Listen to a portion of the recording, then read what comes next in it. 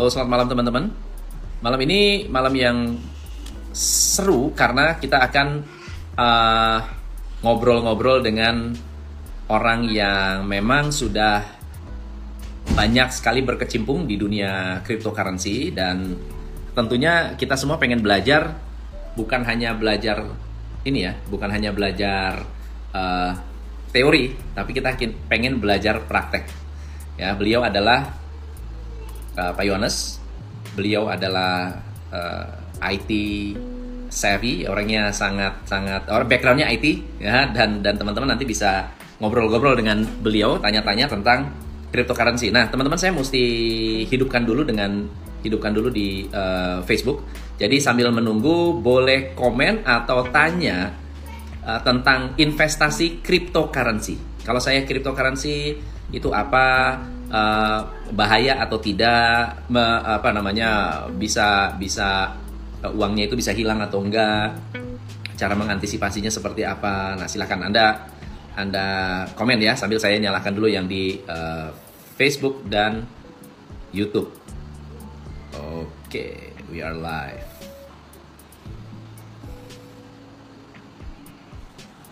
Mari kita cari di manakah. Halo, selamat malam teman-teman semua yang ada di Facebook, YouTube, dan di Facebook group TCI Business Community. Thank you and welcome. Selamat datang, thank you so much. Anda sudah hadir malam hari ini. Sudah banyak yang komen, sudah banyak yang nunggu bahas tentang kripto. Saya udah lama banget nggak bahas tentang kripto.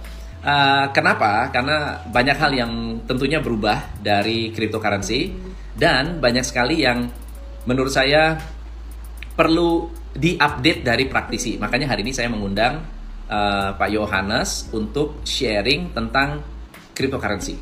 Oke, so sebentar ya, di sini Pak Yohanes belum masuk. Saya akan undang beliau di Facebook. Halo, Pak Yohanes, apa kabar?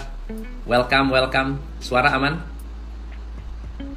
Wah, thanks banget for joining. Pak, saya mau undang Bapak di juga. Coba saya tunggu ya. Ya, muncul. Okay. Teman-teman, kalau saya nanti nggak lihat ke sini, lihat ke sana, berarti kita sedang ngobrol di dua platform yang berbeda. Sehat-sehat, Pak? Sehat, Coach. Puji Tuhan, sehat. Siap. Apa kegiatannya nih saat ini? Apa yang lagi sibuk ngapain? Biasa, Coach. Lagi terus berinovasi. Karena kalau di dunia IT kan nggak ada habis-habisnya ya. Jadi kita coba untuk eksplorasi hal-hal baru. Jadi saya kenal Pak Yohanes ini, beliau adalah praktisi yang juga sangat concern di dunia cryptocurrency. Sebetulnya bukan hanya praktisi, tapi beliau mengerti teknologi di balik cryptocurrency. Orang IT ini, teman-teman. Beliau ini orang IT. Jadi jangan kaget kalau nanti beliau membahas banyak sekali hal-hal yang berbau teknologi. Dan menurut saya mengundang beliau karena beliau bukan hanya mengerti sisi cryptocurrency-nya, tapi sisi dalamnya cryptocurrency. Kenapa nggak kita explore bareng-bareng? Jadi buat teman-teman yang punya pertanyaan, mohon ditulis di komen. So, Pak Yohanes, boleh cerita nggak sedikit tentang background Pak Yohanes? Sejak kapan sih kenal dunia kripto? Oke, jadi memang saya pribadi mulai tertarik ya, Coach, untuk mempelajari tentang dunia blockchain, kemudian cryptocurrency ini dari sejak 2009. Jadi semenjak saya lihat ada white paper dari Bitcoin. Nah, jadi pada waktu itu kita sih masih mempelajari ya. Jadi ini masih jadi pertanyaan, ini sebenarnya apa sih yang berusaha untuk dibuat. Tapi kita sudah mulai tertarik. Kenapa? Karena si sang Satoshi Nakamoto ini dia berhasil menggabungkan konsep sebenarnya. Kalau secara teknologi sih sebenarnya yang dipakai adalah teknologi lama. Ya, jadi bahasa pemrogramannya pun bahasa lama. Betul. Dan blockchain sendiri sebenarnya sudah dipakai ya di dunia pemrograman, database itu juga udah lama. Nah, terus cara untuk membroadcast dari sistem itu pun juga menggunakan teknologi yang sudah lama. Nah, enkripsi kita juga udah kenal udah lama ya teknologi enkripsi. Tapi yang hebat adalah dia berhasil menggabungkan ketiga hal ini. Jadi teknologi blockchain, kemudian distributed ledger, sama enkripsi, hingga membuat sebuah sistem yang powerful. Ya, di mana sangat sulit untuk di-hack, ya. Terus kemudian juga semua orang bisa mengetahui ledger pembukuan, jadi nggak ada lagi yang ditutup-tutupin, ya kan? Dan semua itu transaksi bisa dilakukan tanpa ada mediator. Oke, saya supaya teman-teman nanti nggak lost ya. Kenapa penting dan kenapa powerful? Kenapa penting dan kenapa powerful blockchain ini? Oke, jadi kita tahu bahwa selama ini kan sistem finansial kita kan semuanya tersentralize ya. Ya. Jadi kita punya data keuangan itu kan tersentralize di sebuah bank. Nah, yang lebih besar dari bank kan ada bank sentral. Benar. Nah, terus ada lagi yang lebih besar lagi. Ya. Nah, dengan adanya teknologi ini kan sebenarnya ingin menciptakan, kita pengen nyoba nih sebenarnya. Bisa nggak sih kalau kita membuat sistem cash peer to peer, jadi peer to peer cash transfer system tanpa ada pihak ketiga. Ya, jadi tanpa ada sentral. Ya, nggak harus naruh di bank dulu gitu ya. Betul. Nah, jadi ini sebenarnya sebuah revolusi. Ya. Ya, kita tahu lah apa arti kata revolusi ya. Benar. Ya, jadi ini sebenarnya sebuah revolusi, betul. Ini sebuah revolusi. Mungkin juga makanya yang namanya Satoshi Nakamoto, dia nggak berani muncul. Kenapa? Karena pada saat itu kan dia juga nggak tahu nih sebenarnya responnya masyarakat bagaimana, responnya dari pemerintah bagaimana, kan dia juga masih belum tahu gitu loh. Jadi makanya ya lebih baik dia menjadi the man behind the screen lah. Right. Dan dia membuat teknologi ini secara open source supaya apa, nantinya kemudian hari dia tidak perlu involve pun ada orang-orang lain yang bisa mengembangkan dari teknologi ini. Oke. Jadi pada dasarnya si Bitcoin ini, Satoshi Nakamoto, dia menggagas Bitcoin, lalu kemudian teknologinya itu dibuka sedemikian rupa sehingga siapapun sebetulnya bisa menggunakan model apa tuh kalau di dunia teknologi apa tuh namanya?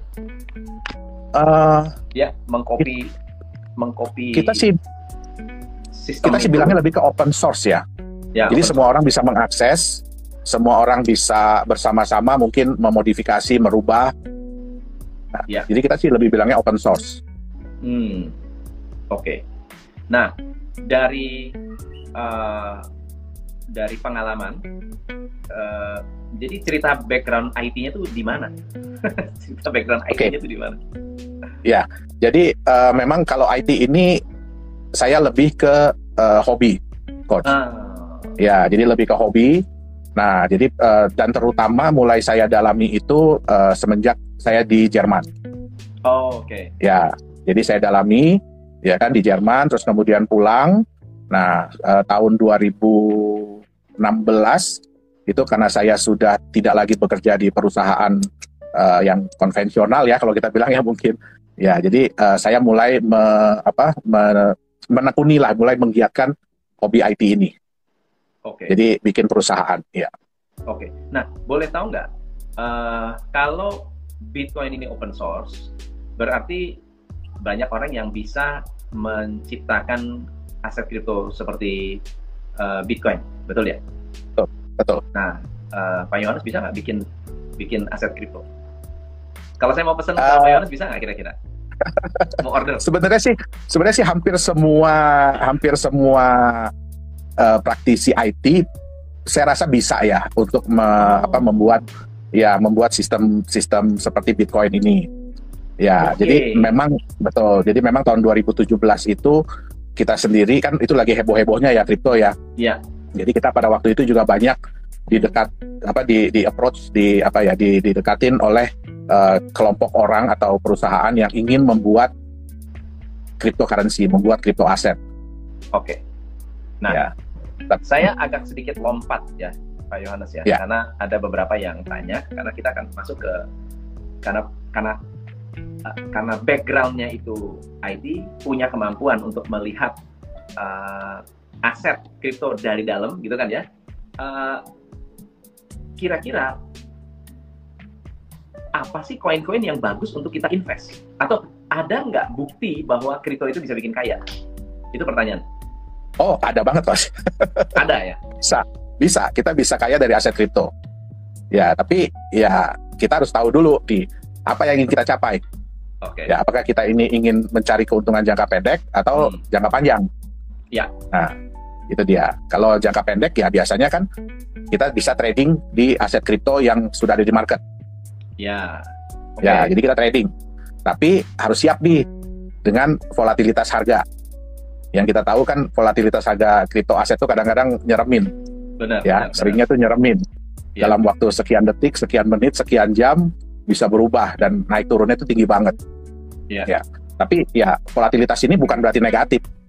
Kalau bagi trader yang udah paham cara trading, wah ini menyenangkan ini, ya kan? Nah, tapi ya buat kebanyakan kan kita lihat sekarang ini mulai banyak orang yang ikut tren di aset kripto. I see. Nah, sayangnya volatilitas ini buat yang ikut-ikutan ini bisa berakibat negatif. Benar. Gitu dia. Nah, banyak banget yang mengalami kerugian karena tidak tahu cara melihat kripto mana yang bagus atau kriptonya yang bermasalah. By the way, teman-teman, supaya saya tidak salah, saya tidak merekomen apapun ya. Jadi kalau nanti saya menyebut menyebut nama-nama cryptocurrency, bukan berarti saya merekomen atau Pak Yohanes merekomen. Anda harus melakukan riset. Nah, teknik risetnya akan kita bahas sekarang nih. Gimana cara Anda bisa meresearch cryptocurrency mana yang bagus, cryptocurrency mana yang perlu diwaspadai. Karena bisa jadi tidak nipu sih, cuma harganya nggak naik-naik aja atau nggak liquid gitu. Ya. Bukannya menipu atau bukannya scam, meskipun ada yang scam, yang jelas-jelas scam, tetapi ada juga yang ya ternyata ide besarnya tidak bisa direalisasikan. Ya, ada orang yang pengen, misalnya contohnya ya sederhana deh, ada yang punya ambisi besar untuk membuat semua UKM bertransaksi menggunakan kriptonya, namanya TCI token atau Coach Indonesia token gitu. Semuanya pakai token saya. Supaya apa? Supaya karena teknologi blockchain-nya ini bisa membantu teman-teman untuk membuat laporan keuangan dari transaksi. Nah, dari transaksi bisa keluar menjadi laporan keuangan. Tapi ternyata namanya cryptocurrency itu belum di ACC oleh OJK misalnya. Tidak di-approve, tidak boleh dipakai sebagai alat transaksi. Nah, akhirnya semangat kita orang yang sudah membeli dan mendapatkan mendapatkan ide bagus tadi harus menunggu sampai OJK approve, bukan berarti scam. Nah, ini pertanyaan nih, kalau NFT bedanya apa dengan kripto? Sorry Coach? NFT. Oh, oke. Ya, NFT itu sebenarnya lebih ke arah hak kepemilikan dari sebuah aset, non-fungible token. Jadi sebenarnya sekarang ini lebih diarahkan kepada hak kepemilikan sebuah aset. Iya. Ya, jadi dia lebih terikat kepada sebuah aset sih, Coach. Oke. Ya, seperti lukisan yang baru-baru ini kan ada lukisan yang sampai dibakar ya. Iya. Ya. Sampai dibakar untuk demi untuk demi bikin, wah ini the only one, jadi hak kepemilikannya dalam bentuk token digital gitu. Yang bagi saya pribadi sih sebenarnya sangat-sangat disayangkan ya. Bagi saya pribadi, karena itu kan sebuah nilai sejarah juga sebenarnya. Nilai sejarah karya ya. Betul. Nah, NFT itu, kalau NFT dengan kripto bedanya, maksud saya apakah menggunakan blockchain teknologi juga atau gimana? Iya, jadi sebenarnya mereka juga menggunakan blockchain teknologi. Oke. Ya, jadi bisa dilihat mungkin perpindahannya, ya kan, alur perpindahannya, terus bisa dilihat di tracing ini awalnya dari siapa ke siapa gitu. Tapi nggak kelihatan namanya ya, Coach ya. Oke. Ya. Kalau Bitcoin kan jelas, dia adalah induknya dari kripto. Betul. Tapi kalau altcoin gimana, Pak? Altcoin gimana cara kita memilih atau menilai sebuah kripto itu bisa bikin kita kaya atau enggak? Oke. Ya, jadi memang seperti yang saya bilang ya, jadi kalau ada tipe yang jangka panjang, itu biasanya mereka itu beli pada saat masa penawaran nih. Pada saat masa penawaran, ICO lah, yang sering orang sebut ICO, PCO, ya kan? Nah, terus kemudian mereka hold dalam jangka yang panjang. Dan ini sebenarnya udah terbukti ini, Coach. Ini udah banyak orang-orang yang menggunakan model seperti ini, asal mereka bisa menilai ya Coach ya. Nah, contohnya Eric Friedman. Kita bisa lihat lah Eric Friedman ya, umur 11 tahun, tahun 2011 beli Bitcoin di harga $1.000. Itu kalau dihitung-hitung tahun 2021 itu jadi $25 juta tuh Coach. Iya, ngeri ya. Jadi 25.000 kali Coach. Nah, yang lebih parah Christopher Koch. Ya, dia beli Bitcoin $27. Pada waktu itu 5.000 Bitcoin tahun 2009, jadi waktu awal-awalnya sekali Bitcoin. Nah, tahun 2021 ini 5.000 Bitcoin ini ya kita udah hitung harga turun lah ya Coach ya. Itu nilainya udah $250 juta Coach. Nah, gila ya. Jadi kita bisa lihat bahwa ya sebenarnya tipe holder ini asal mereka bisa menilai dengan baik, ya mereka bisa untung jangka panjang dan untungnya itu wow. Nah, jadi kalau kita mau lihat aku itu sedikit ya Coach ya, kita lihat prinsip investasi itu kan dari dulu kita tahu ya. Nah, orang kan taunya kan keuntungan tinggi apa rendah, terus resiko juga tinggi apa rendah. Tapi sebenarnya ada hal ketiga, yaitu waktu. Nah, semua orang tuh maunya keuntungan tinggi, resiko rendah. Tapi maunya cepat. Untungnya itu cepat dapatnya. Ya. Tapi sayangnya nggak bisa Coach. Dalam hidup tuh kita cuma bisa dapat dua hal doang.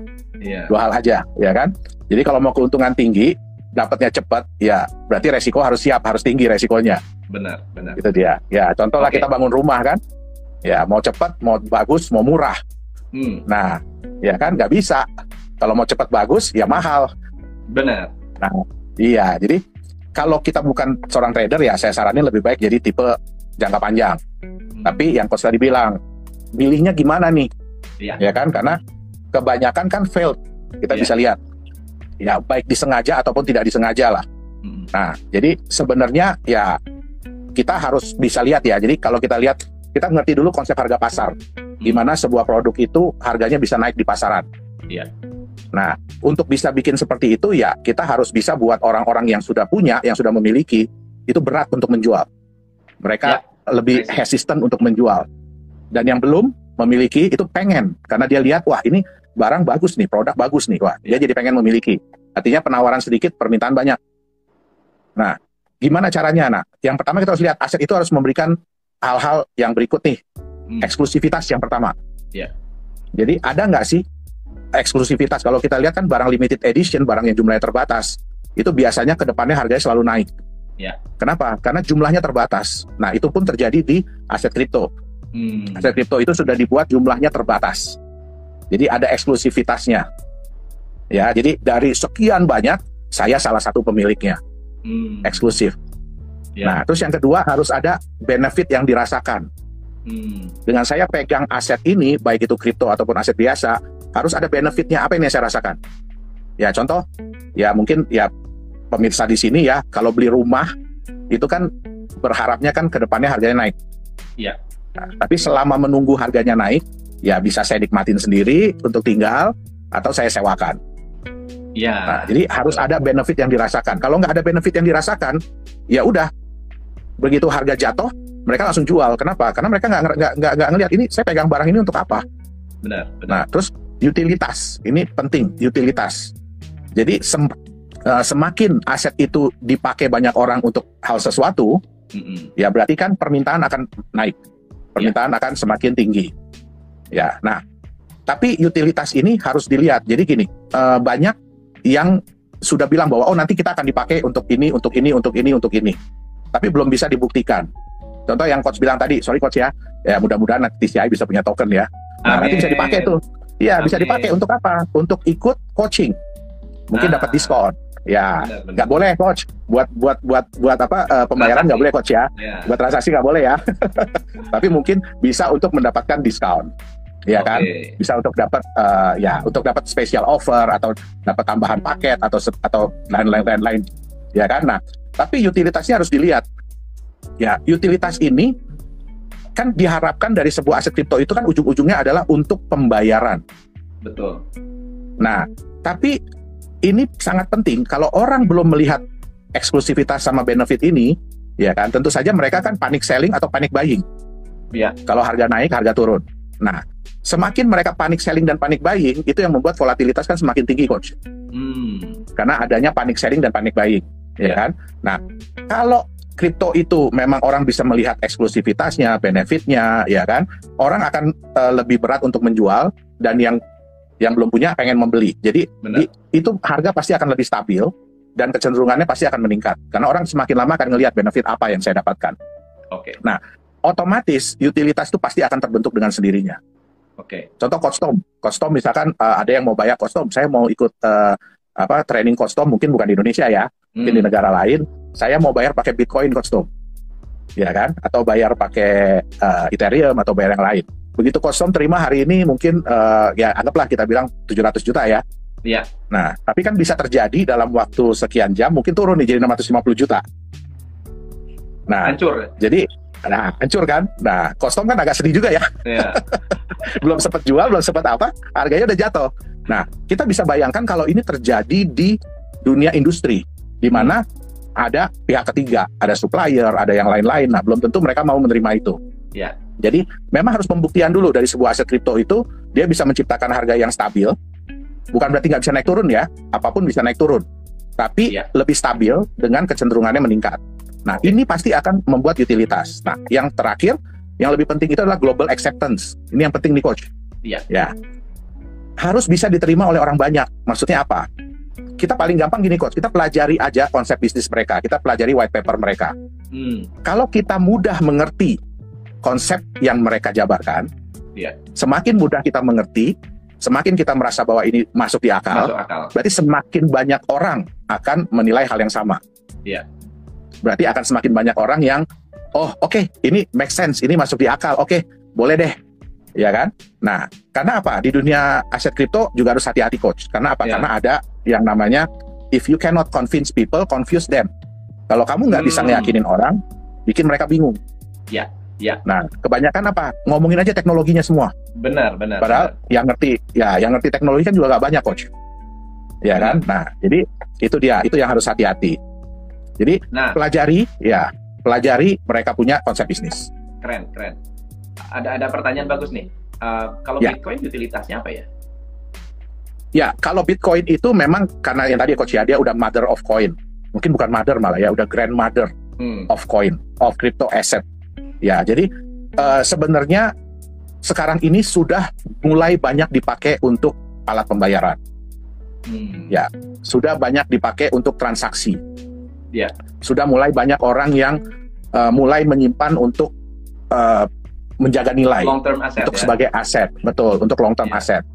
Nah, kalau Bitcoin ya kita udah bisa bilang itu adalah proven ya. Kenapa? Karena dia sudah berjalan dengan waktu, ya kan? Dia juga yang pertama. Ya, jadi relatively lebih aman, tapi bukan berarti dia tidak bisa tidak bisa dimanipulasi oleh market. Ya, ini juga bagus nih. Kita tahu ya, Coach ya. Ada analogi yang bagus nih dari AC889. Kalau ke tempat permainan game anak-anak, ya. Rupiah nggak berlaku, Pak. Betul, token. Betul nggak?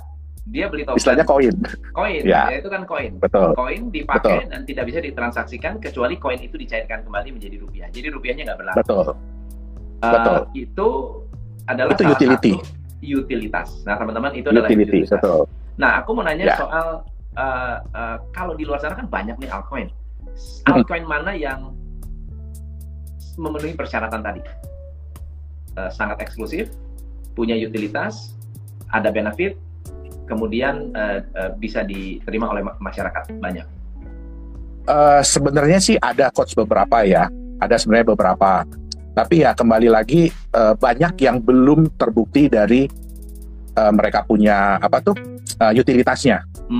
Kenapa? Karena kebanyakan utilitas ini belum terbentuk. Jadi yang kayak tadi, ya. Kita kasih contoh Ethereum deh ya, yang nomor 2-nya nih ya. Ya. Ethereum itu harganya kan mahal, dari kemarin ini cuma saya beli 9 juta, sekarang 42 juta, 45 juta, 46 juta. Nah, itu gimana tuh? Kok bisa dia seperti itu? Oke. Jadi kalau Ethereum itu yang paling kuat adalah di sisi utilitasnya, Coach. Ethereum itu. Kenapa? Karena Ethereum itu kan menyediakan sarana untuk membuat smart contract. Jadi untuk menciptakan aset-aset kripto lain, token-token lain. Nah, di mana untuk membuat itu mereka developer harus punya Ethereum. Nah, terus untuk menyebarkannya, untuk mendistribusikannya perlu Ethereum. Ya, ya, ya. Untuk transfer itu pun perlu Ethereum. Ya, itu konsepnya Ya. time zone juga tuh. Ya. Ya, Ya, kalau jadi- ada di dalam arenanya mereka harus menggunakan koinnya Betul, mereka. betul. Itu sudah. Jadi apapun sudah menjadi- mainannya, Benar. So, Iya. makanya yang menyimpan, karena perputarannya banyak, maka yang menyimpan dalam jumlah besar pun banyak. Itu yang menyebabkan Betul. Harga mereka naik. betul. Halo Mawar, kita lagi bahas cryptocurrency, lagi bahas cryptocurrency nih, teman-teman. Ya. So, kalau koin lain, misalnya contohnya, misalnya XRP. XRP gimana? Ya. Kalau XRP kita lebih melihat, jadi gini, kekuatannya tuh ada di developer. Ya, jadi XRP itu dia punya developer yang solid, ya, dan developernya itu ya terus berinovasi ya, gitu. Jadi kita lebih melihat, jadi kalau kita mau menilai itu ya dari banyak segi sih sebenarnya. Betul. Jadi apakah developernya solid, apakah developernya masih terus berinovasi, ngembangin produk, ya kan? Nah, kalau Ethereum kita lihat dari utilitasnya, nah jadi semakin banyak token atau ya token yang dibuat di basis Ethereum, ya berarti Ethereum itu akan semakin dicari, akan semakin digunakan. Nah, terus ada lagi yang konsepnya stable coin, ya kan, dimana stable coin itu ya di backup 100% oleh sebuah aset tertentu. Ya. Tuh. Ya, jadi semua itu kita bisa lihat dari banyak sisi sih, Coach. Mana yang lebih diangkat oleh developernya. Ya, oke. Halo Melody, kita lagi bahas cryptocurrency nih, teman-teman. Ya, membahas apa sih sebetulnya cryptocurrency dan mengapa cryptocurrency ini penting untuk dikenali oleh kita.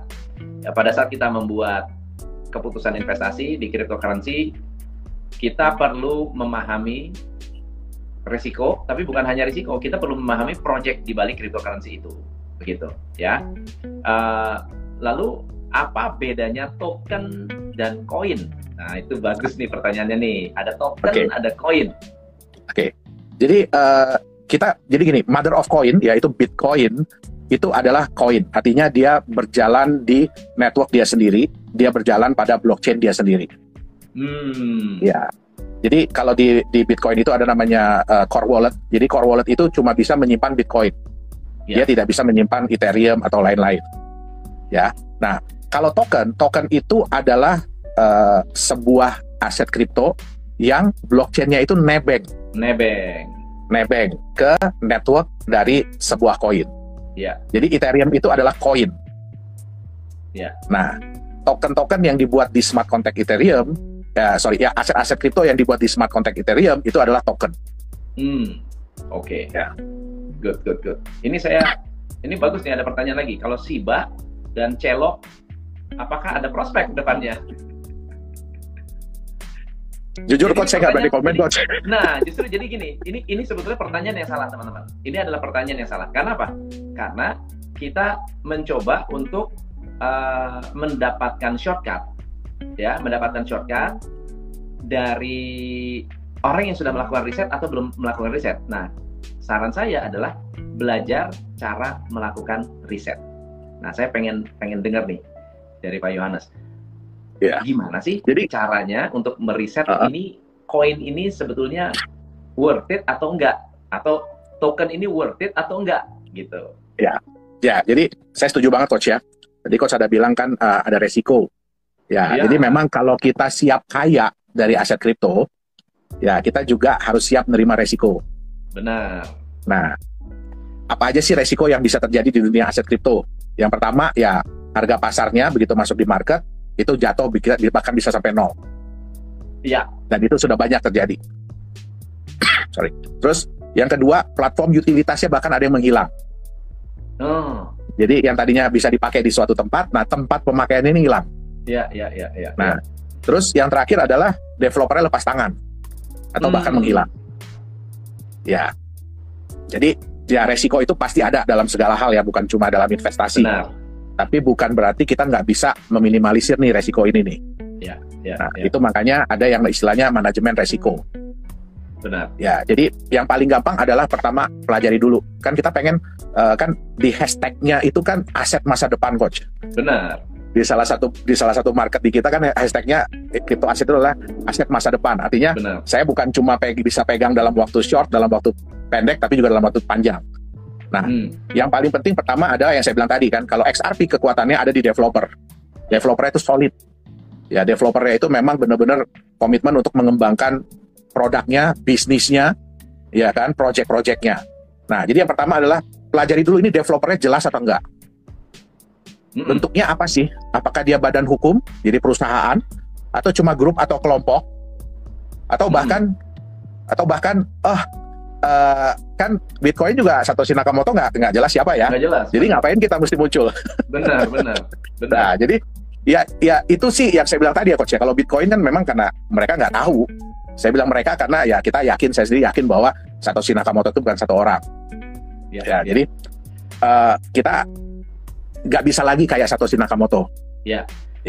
Nah, terus yang kedua, kalau dia memang untuk utilitas nih, pelajari dulu platform utilitasnya ini udah jelas apa belum. Benar. Ya, apakah masuk di akal, bisa dipakai.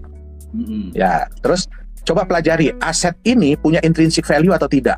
Artinya dia punya nilai internal atau enggak aset ini, atau cuma sorry to say ya, coach ya, cuma ya aset digital. Iya. Gitu loh. Nah, dan di mana harganya tuh nanti lebih didominasi sama kepercayaan. Jadi kalau kepercayaan market turun, harganya bisa jatuh. Kepercayaan naik, harganya naik, ya kan? Nah, terus yang paling penting adalah hindari aset kripto yang memberikan konsep bisnis yang tidak masuk di akal. Iya. Contoh, nanti bisa dipakai untuk pembayaran di Indonesia. Contohnya bisa dipakai untuk bayar tol, bisa dipakai untuk isi bensin, bisa dipakai untuk apa? Ya. Jadi ini money kita gitu. kita udah bisa bilang. Nah, kita udah bisa bilang di Indonesia nggak boleh. Iya. Gitu loh. Di Indonesia nggak boleh. Nah, atau yang memberikan ya janji yang muluk-muluk lah, yang terlalu yang terlalu luar biasa. Terus banyak gini. Kan kita udah tahu ya, coach ya, ada beberapa aset kripto dengan konsep bisnis yang ternyata fail, ternyata gagal. Tapi itu terus di-copy oleh developer lain, terus ditiru oleh developer lain. Nah, kalau yang pertama aja udah terbukti gagal, bagaimana dengan yang selanjutnya? Oke. Ya, yang terakhir, yang paling parah ya scam. Ya, scam karena memang udah niat dari awal sih scam. Betul, ya, betul. Pak Yonas, ceritain dong tentang Polkadot. Apa yang unik dari Polkadot tuh? Sorry coach, aku belum terlalu pelajari tentang Polkadot tuh. Nah, jadi ada banyak koin-koin yang entah berantah ya, dia naik dengan cepat. Oke. Jadi kalau aku lihat ini Polkadot ini, Polkadot ini lebih ke cross chain. Jadi ya lebih ke cross chain. Ya jadi sebenarnya bagus sih coach. Secara sistem sih dia bagus. Jadi ini konsep baru atau konsep baru atau ini adalah salah satu bentuk utilitas. Sehingga membuat dia harganya luar biasa, cepat banget naiknya. Betul. Jadi ya memang kan sekarang ini problem di dunia aset kripto ini kan kalau kita mau mengubah aset ya, terutama yang koin nih, karena koin ini kan berdiri di blockchain masing-masing nih. Benar. Ya kan? Dia berdiri di blockchain masing-masing. Nah, salah satu problemnya adalah kan kalau kita mau merubah, mau bertransaksi, itu kan harus lewat exchanger, harus lewat market. Nah, beberapa orang tuh agak mengkhawatirkan market ini. Kenapa? Karena kita sering dengar beberapa kali kan market di-hack, market di apa gitu. Jadi muncullah inisiatif untuk bikin cross-chain ini. Jadi bagaimana sebuah aset kripto yang berbeda blockchain-nya bisa saling ditukarkan. Itu dia. Jadi makanya gini, konsep itu penting. Exchange-nya kripto gitu ya? Betul. Jadi cross-chain itu teman-teman seperti apa namanya, kayak money changer. Karena dia bisa cross blockchain sehingga bisa mengoperasikan networknya blockchain di dalam networknya Polkadot gitu ya? Betul. Oke. Ya makanya jadi ya kalau saya pakai sendiri Utilitasnya saya tinggi. nggak mampu. Saya ya udah pakai Polkadot, dia bisa pakai begitu banyak. Makanya jadi kayak BNB itu satu apa namanya satu aset kripto yang dimiliki oleh exchange, ya exchanger gitu. Ya. Jadi dia udah menyediakan utility-nya nanti di mana? Jadi udah pasti akan dipakai, harus lewat itu dulu. Ya, jadi cara permainannya begitu. Ya kayak main di time zone, harus beli koin dulu baru bisa main. Kayak BNB, ya BNB dulu baru bisa main. Ini yang akan apa namanya? Itu yang akan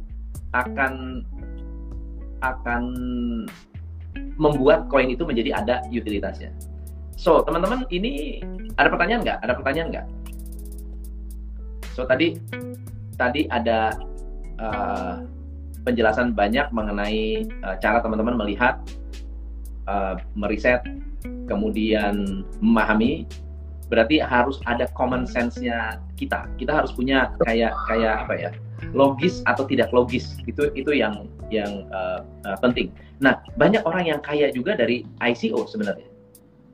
Nggak sedikit juga loh. Orang yang kaya dari ICO, tapi dia pintar. Dia masuknya kapan, keluarnya kapan. Cuma kan ada orang yang strategi investasinya, dia beli 100 koin, dia nunggu mana yang hancur, mana yang naik, kan gitu. Siapa tahu. Ya, mudah-mudahan sih jangan kayak gitu, Coach. Mudah-mudahan sih jangan kayak gitu ya. Ada kayak Bitcoin gitu kan. Tapi itu kan namanya gambling, teman-teman. Beda loh. Kalau kita tahu aset mana, misal contohnya, ini saya ya, bukan merekomendasi, sekali lagi ya, ini bukan merekomendasi. Tetapi kalau saya modelnya adalah dollar cost averaging. Naik atau turun, tetap beli. Naik atau turun, tetap beli. Itu guide strategi saya. Oke, walaupun tetap saya ada baca analitik dulu, saya tetap baca grafik, tetap saya nggak sembarangan gitu ya. Kapan nih waktunya nih? Hari ini sekarang saya lagi nabung, misalnya Ethereum, Bitcoin, BNB, ya nabung. Karena apa? Karena saya tahu dan mengerti di masa depan akan seperti apa. Itu bayangan saya. Bisa salah, betul nggak ya? Bisa salah. Kayak Bitcoin saya sudah punya trust yang cukup tinggi dan saya tahu persis utilitasnya untuk apa saja, dan sudah kelihatan. Kalau misalnya Ethereum utilitasnya buat apa? Ya lihat aja berapa banyak token yang pakai, udah gampang. Gitu kan? Dan lihat token-token yang menggunakan Ethereum naik atau enggak harganya. Udah gitu aja, simple. Ada juga sama, ya kan? Atau mungkin ada yang lain, ya silakan ada riset sendiri. Tapi hal-hal itu sifatnya terbuka. Artinya Anda bisa riset di mana, di tempat-tempat manapun Anda bisa lakukan riset gitu. Dan sifatnya sudah udah banyak banget. Anda mau cari informasi di YouTube pun bisa gitu. Nah, ada pertanyaan bagus nih. Untuk analisa dari mana saja sumbernya? Untuk analisa dari mana saja sumbernya? Kalau kita menganalisa satu kripto. Ya, yang paling penting sih white paper-nya, Coach. White paper, saya setuju. Yang paling penting white paper-nya. Jadi yang saya bilang tadi, teman-teman. Betul. Jangan malas baca. Betul. White paper, di dalam white paper itu, kalau Anda baca ulang-ulang, kalau nggak ngerti ulang-ulang, kita bakal menemukan begitu banyak informasi yang sifatnya logis atau tidak logis. Ambil satu contoh. Ada sebuah platform, ada sebuah cryptocurrency yang katanya akan menjadi alat transaksi untuk beli kopi. Bisa nanti tuh kita ke Starbucks beli kopi pakai mesin edisi. Jadi ada mesin edisinya. Jadi Anda bisa gunakan handphone Anda, tap, kepotong tuh koinnya. Oke? Lalu kemudian pertanyaan saya adalah, bagus apa enggak? Idenya bagus enggak? Kita nggak bicara soal utilitas sudah dipakai atau belum. Ini belum ada belum ada barangnya nih. Idenya bagus nggak? Bagus banget. Kenapa? Berapa jumlah coffee shop di Indonesia? Kalau di Indonesia, kalau di dunia berapa? Terus kalau satu orang pegang koin tersebut, ada berapa banyak penduduk dunia? Ya, kalau dihitung-hitung seperti itu kesannya logis. Tapi kemudian kita bertanya, apakah coffee shop diperbolehkan membayar menggunakan koin tersebut atau menggunakan cryptocurrency. Apalagi nama cryptocurrency sudah apa ya, menjadi sebuah momok buat perbankan, teman-teman. Bank itu takut sekali dengan cryptocurrency. Kenapa? Karena peer-to-peer sistemnya membuat kita tidak membutuhkan bank. Saya di Australia ada properti, dan waktu itu kita lagi mau renovasi properti, ngobrol-ngobrol sama agent properti di sana, di Australia. Mereka cerita, wah gila ya, waktu China belum ban Bitcoin, exchanger di China kan Bitcoin lagi di beberapa kali disikat tuh, ya, disikat. Nah, waktu belum di ban, apa yang terjadi begini? Orang beli Bitcoin di China, lalu kemudian beli propertinya pakai Bitcoin di Australia. Coba Anda bayangkan, satu, transaksinya murah banget, ya, biaya transfernya murah, benar nggak? Peer to peer, tidak lewat bank sentral, nggak tahu harus bayar pajak apa enggak, ya kan? Namanya siapa? Tidak ada tidak ada data, tidak bisa sama sekali, ya, nggak ada nama. Ya. Nah, akhirnya apa? Mulai bingung nih, kok bisa ya uang berpindah dengan sangat mudah? Itu bahayanya kalau nggak ada pengawasan dari bank sentral. Tiba-tiba kok orang kayak mendadak, duitnya dari mana? Dicari tahu, oh ternyata jual properti, uangnya dari mana? Bitcoin. Nah, udah, gitu kan? Belum lagi kalau itu yang legal bisa ketahuan, yang ilegal gimana? Barang-barang ilegal. Ya, money laundry gimana? Beli senjata gitu, pakai Bitcoin mungkin. Nah, kita kan nggak tahu, tapi sangat memungkinkan hal ini bisa menyebabkan aset kripto itu bisa menjadi berkembang. Begitu teman-teman. Wah, Pak Sukamto, halo. Miner kripto di-ban oleh China. Betul. Coach dulu pernah bahas BCH, menurut Coach ke depannya gimana? Bitcoin Cash gimana tuh? Adiknya Bitcoin. Sebenarnya sih gini Coach ya, jadi banyak yang berusaha untuk mengikuti jejak dari Bitcoin. Makanya kan Bitcoin itu udah beberapa kali di forking ya, forking ya, apa sih? Forking itu jadi mereka berusaha untuk membuat chain baru dari Bitcoin. Makanya ada Bitcoin Gold, ya kan, Bitcoin Cash. Nah, betul. Jadi itu adalah anakan dari Bitcoin. Nah, itu biasanya yang membuat itu adalah miners. Jadi karena kita tahu ya kemarin itu kan mining udah agak-agak berat ya untuk Bitcoin ya, karena persaingannya semakin lama semakin tinggi. Ya. Nah, jadi para miners ini ya berusaha untuk membuat anakan dari Bitcoin-nya. Ya, jadi ya itulah muncul yang Bitcoin lain. Ya. Nah, sama teman-teman, kalau dulu saya masih punya trust yang cukup bagus untuk BCH ya, Bitcoin Cash ya. Tapi sejak mereka pecah, itu yang menurut saya agak blunder juga begitu. Nah,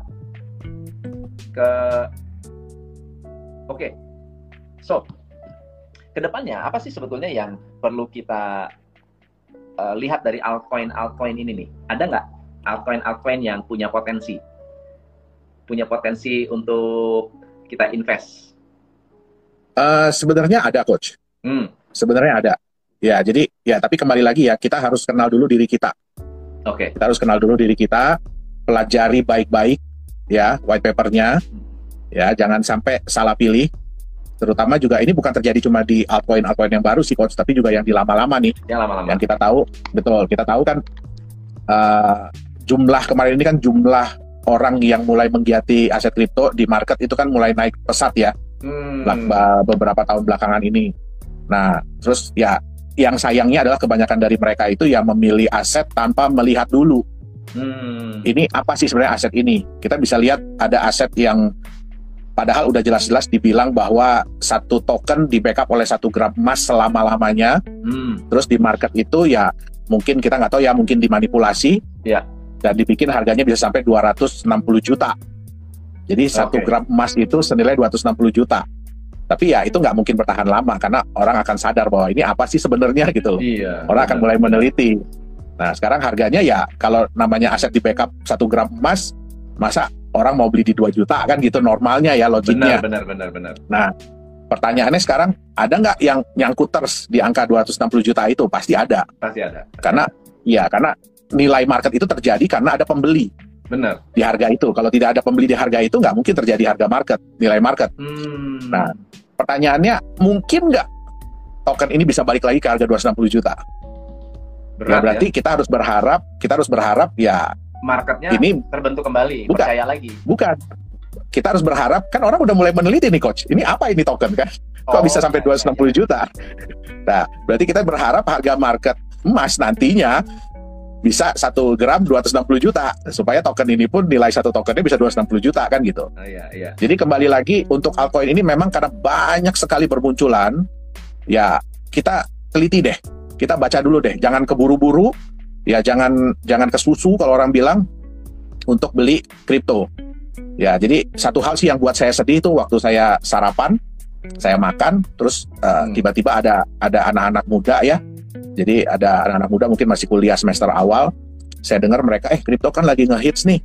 Yuk kita beli aja 10 biji, 10 macam. Syukur-syukur kalau satu jadi gitu kan. Syukur-syukur kalau satu berhasil. Ya kalau menurut saya sih sedih ya coach ya. Kenapa? Karena ini kan teknologi yang sangat bagus sebenarnya. Ini kan adalah sebuah inovasi. Ya ini sebenarnya bisa dijadikan aset. Asal benar, asal bagus, itu bisa dijadikan sebuah aset masa depan. Contoh aja, kayak saya bilang tadi, ya kan Eric Friedman. Nah, tapi ya kita harus bisa menilai, ya kan, apa sih yang akan menjadi the next Bitcoin. Bitcoin yang saya bilang tadi di awal adalah dia berhasil menciptakan sebuah konsep yang luar biasa.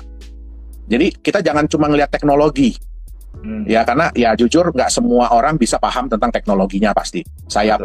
Kita pun tetap selalu belajar soal teknologi. Jadi nggak ada yang di atas langit masih ada langit lah selalu. Betul. Tapi yang paling penting adalah lihat ini masuk di akal nggak? Saya mudah nggak untuk mengerti konsep ini? Itu dia. Saya mudah nggak? Ini bisa nggak nanti diaplikasikan? Benar. Gitu. Nah, jadi dan yang paling penting adalah yang saya bilang tadi. Jadi kita mau investasi kalau mau yang cepat ya harus siap dengan resiko yang tinggi. Benar.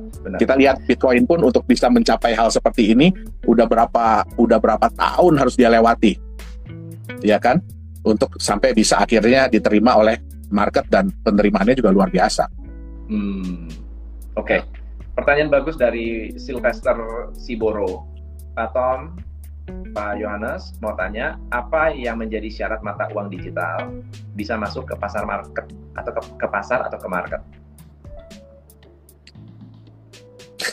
Jadi berbeda-beda Coach Tom, tergantung dari marketnya, terus tergantung dari regulasinya sebenarnya. Jadi ada beberapa negara yang memang sudah meregulasi, ya terutama seperti Singapura, ya kan, Jepang, Korea, Cina. Ya, jadi sebenarnya pemerintah Cina pun bukan melarang. Jadi bukan melarang. Setiap individu tuh tetap boleh megang Bitcoin. Tapi yang diatur lebih banyak adalah marketnya. Yang diatur adalah lebih banyak marketnya. Ya, tapi ya terutama kayak Korea ya. Korea sekarang ini lagi getol, lagi sangat-sangat lihat. Betul. Mereka ingin meregulasi daripada market kripto ini. Dan mereka juga meregulasi aset-aset kripto apa yang boleh diperdagangkan. Karena ya jujur lebih banyak orang yang kehilangan uang di dunia aset kripto daripada yang dapat uang. Betul. Nah, jadi dan kita tahu ya, maksudnya masyarakat Cina kan jumlahnya yang terbesar.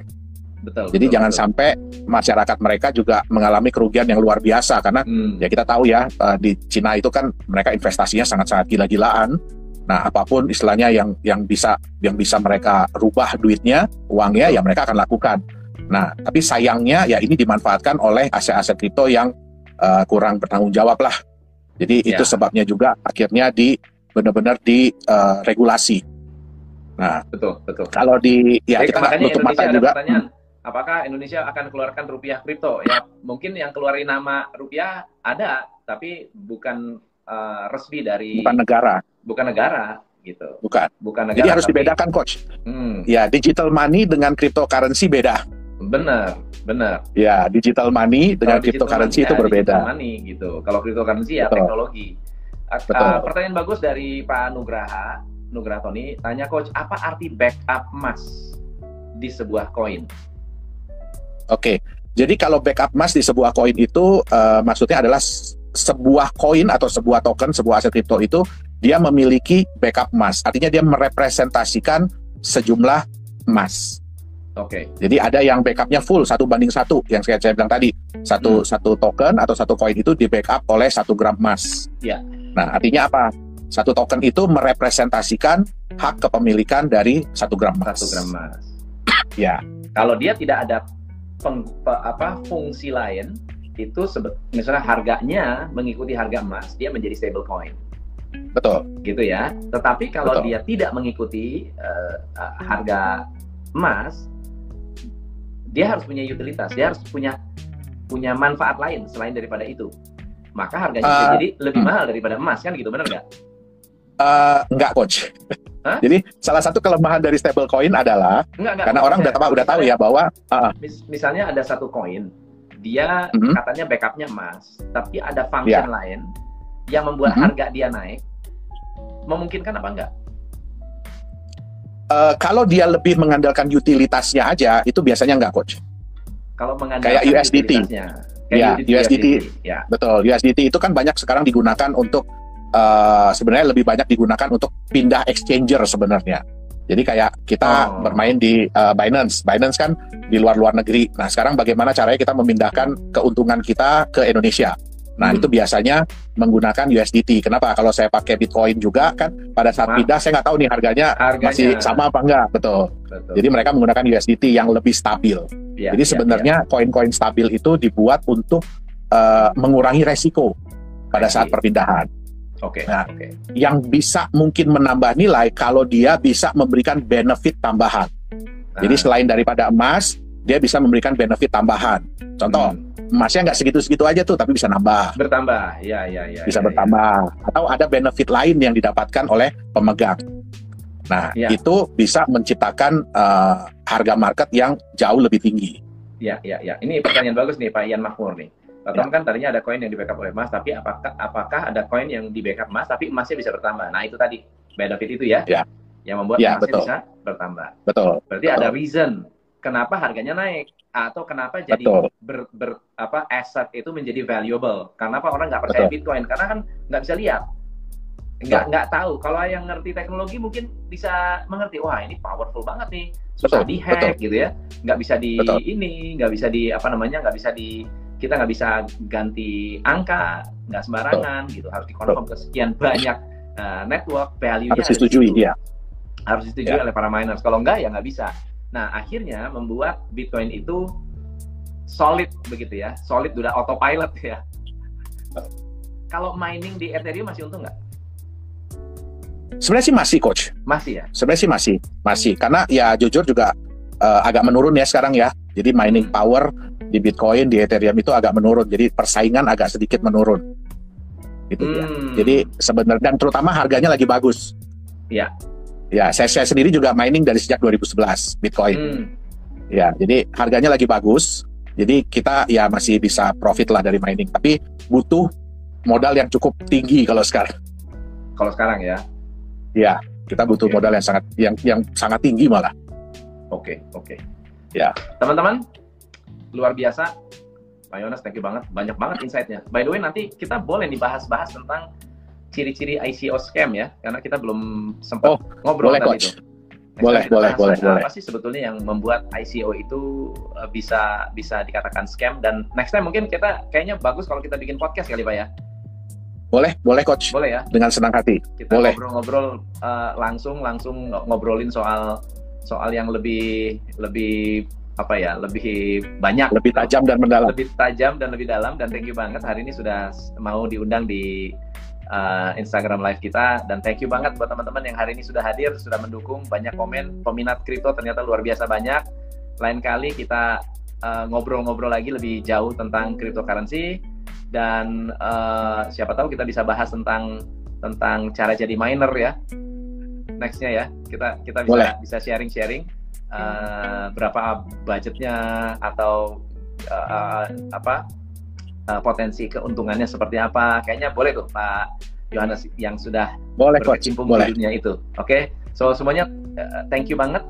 Pak Yohanes Chandra adalah CEO Nagaya. Silakan Anda bisa research tentang cryptocurrency, tentang perkembangan cryptocurrency, ataupun tentang bagaimana caranya Anda bisa melakukan investasi dengan tepat sasaran. Jadi kita udah banyak sekali belajar tentang cara melakukan risetnya. So thank you so much, Pak Yohanes.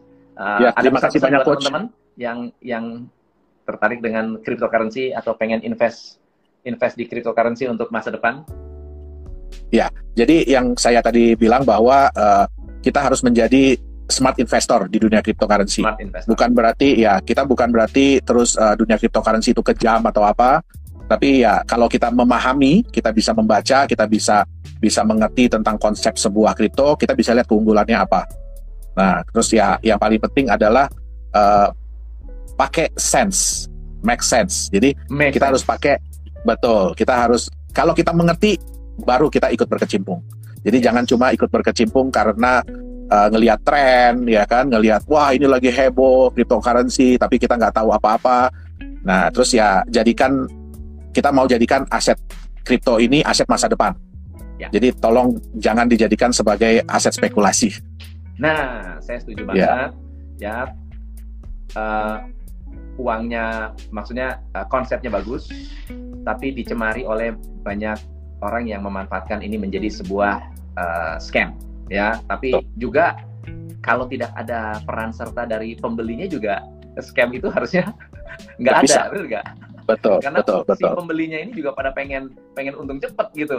Itulah yang menyebabkan para pemain MLM, waduh luar biasa, money game ya, bukan MLM yang bener ya, tapi nggak ada produknya gitu ya. So thank you sekali, makasih banyak teman-teman yang ada di Instagram. Thank you banget, Coach Tom. Thank you. Saya langsung thank you semuanya. TV buat yang mau lihat reviewnya. Thank you so much. Good job.